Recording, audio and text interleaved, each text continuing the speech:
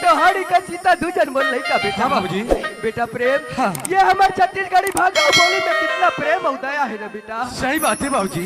ये भाषा बोली में कोई भाषा बोली से तुलना नहीं करे जाए। नहीं करे जाए बाबूजी। ये ना पे नहीं जाए बेटा। हाँ बाबूजी। ये ना कहते बेटा प्रेम। क्या कहते बाबूजी? मोरबा का संग दया माया के। सही बात है बाबूजी।